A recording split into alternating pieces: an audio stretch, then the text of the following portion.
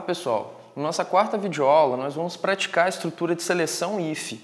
Para isso a gente vai estar desenvolvendo um software que é responsável por avaliar o status de um aluno de IF100 ao final do semestre.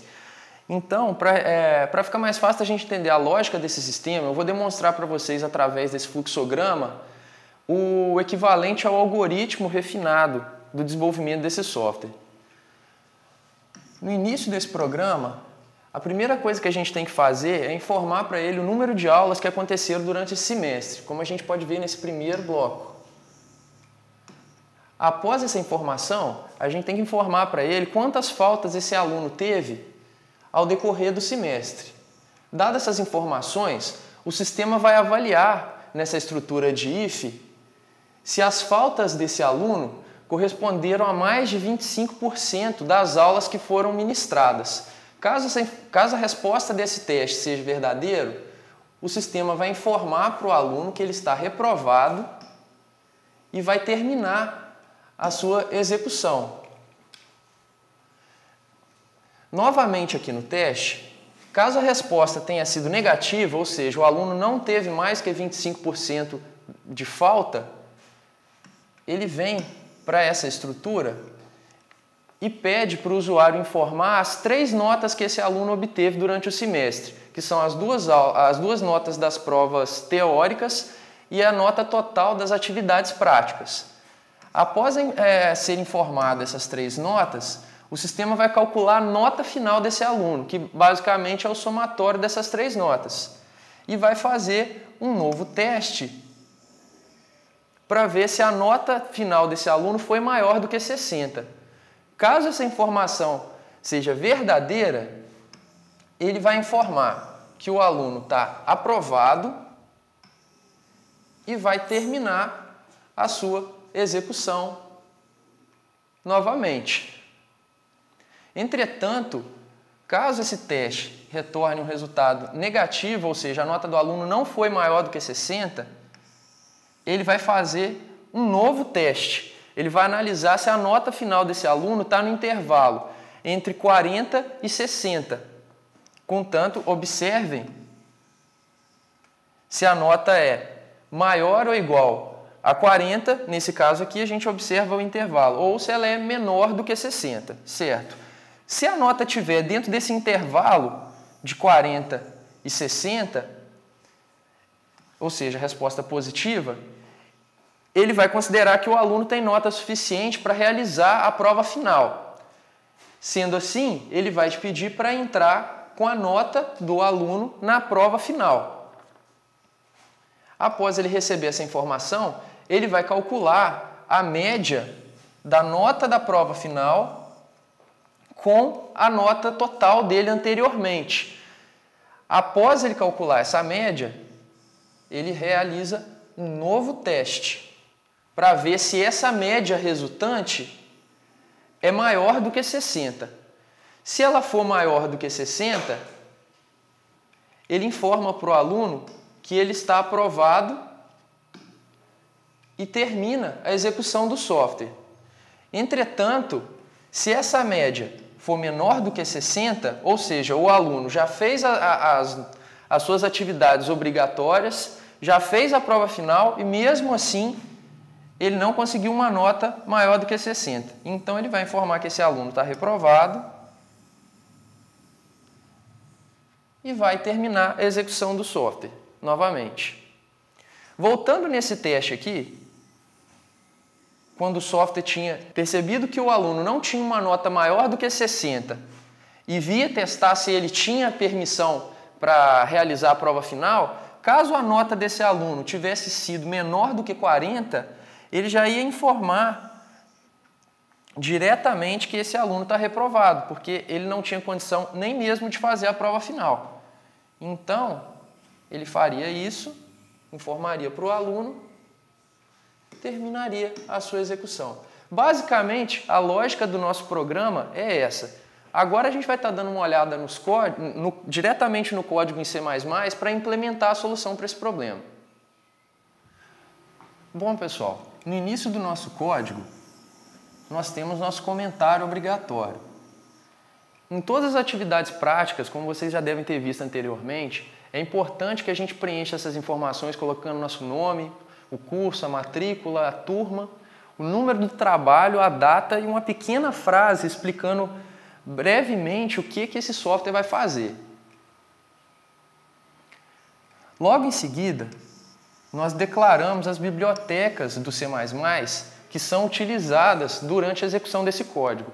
No caso do programa de hoje, nós vamos utilizar somente a biblioteca IOStream, que contém as funções de entrada e saída de dados do C++.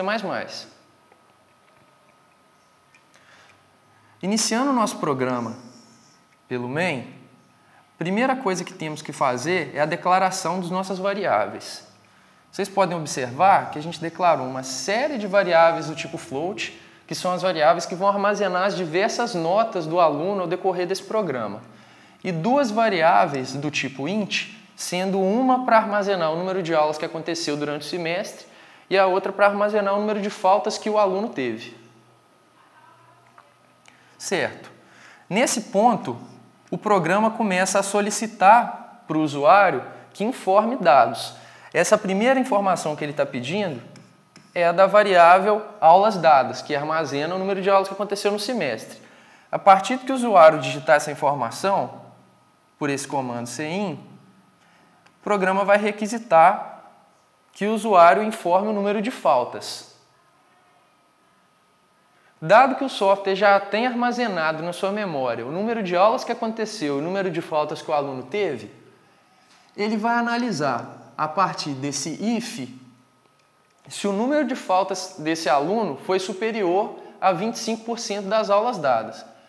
Se essa resposta for verdadeira, como a gente viu nos diagramas de blocos anteriormente, ele só vai informar essa informação para o usuário que ele tomou pau por falta, foi reprovado, e a execução vai terminar, retornando 0, fechando. Porque se vocês observarem, todo o resto do programa está dentro dessa estrutura de else. Logo, se ele entrar nesse if, nada desse código aqui será executado. Uma pequena ressalva que eu tenho que fazer para vocês é nessa linha final aqui. Observem que ela está comentada, System Pause. Essa linha, caso vocês forem executar esse programa no ambiente Windows, ela precisa ser descomentada. Senão, ao final da execução do programa, vocês não irão conseguir visualizar os resultados, pois o terminal onde estará sendo executado o software fechará antes de vocês conseguirem ver alguma coisa. Então, se estiver executando o programa em Linux, não é necessária essa linha. Caso você estiver no Windows, é necessário descomentá-la. Beleza, voltando aqui à explicação, pessoal. Caso o nosso aluno não tenha tomado pau por falta, ou seja, o número de faltas dele é inferior a 25% das aulas dadas, vai entrar nessa estrutura de else, porque não teria atendido a condição do if. Então, o que o programa vai fazer nesse momento? Ele vai requisitar para o usuário as 3 notas desse aluno, as 2 da aula, das provas teóricas e o somatório das atividades práticas desse aluno. Depois que o usuário informar essas 3 notas, o programa vai calcular a nota final desse aluno, que basicamente é o somatório dessas 3 notas. A partir que o programa já obteve essa nota final, que é o somatório, ele vai, a partir dessa estrutura de if, analisar se esse aluno foi aprovado ou não. Se essa nota for maior ou igual a 60, ele vai informar para o aluno que ele está aprovado e vai finalizar novamente a execução. Porque se vocês forem observar, todo o resto do código a partir desse ponto está dentro dessa estrutura de else, que não teria acontecido. A nota que ele tirou na prova final. E a partir disso, ele vai calcular a nota final desse aluno a partir da prova final. Como que ele faz isso? Ele soma a nota que esse aluno teve anteriormente com a nota que ele tirou na prova final e divide por 2. Então, ele vai tirar a média do total de notas do aluno com a nota dele na prova final.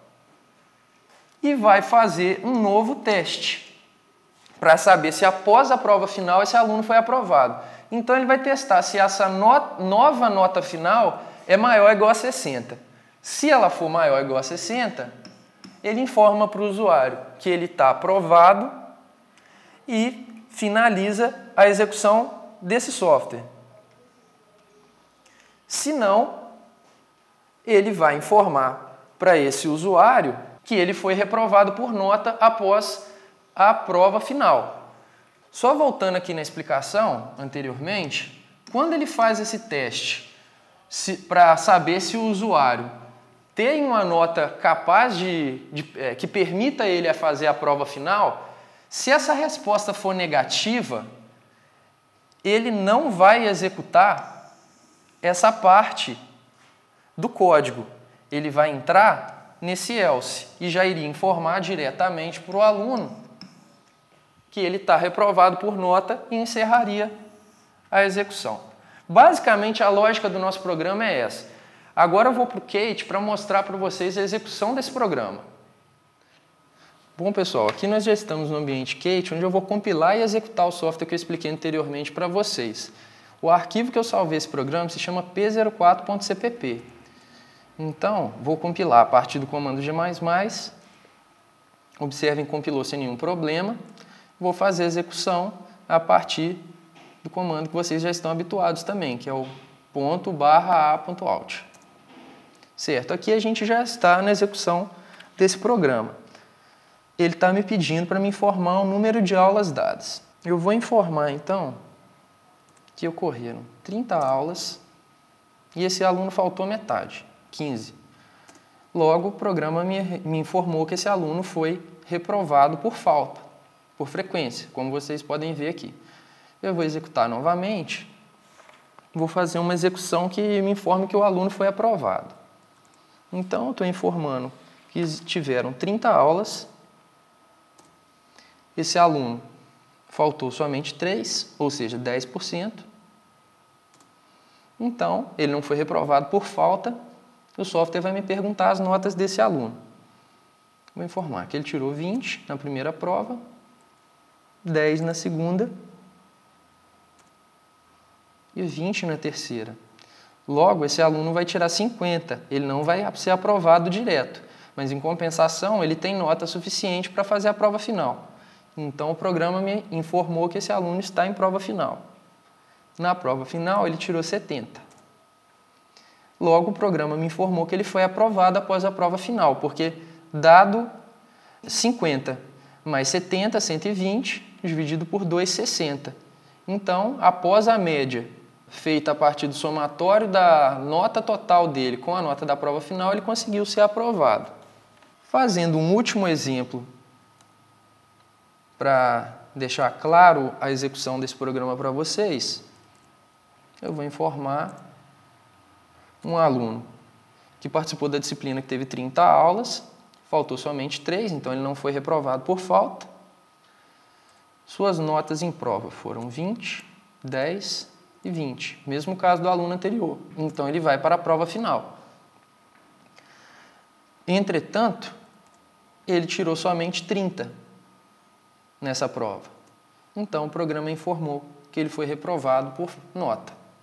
Então, pessoal, basicamente a nossa aula de hoje era essa. Em caso de dúvidas, vocês podem acessar qualquer um dos nossos canais de comunicação, postar lá, que sempre que possível nós vamos responder. Um abraço para vocês e até a próxima.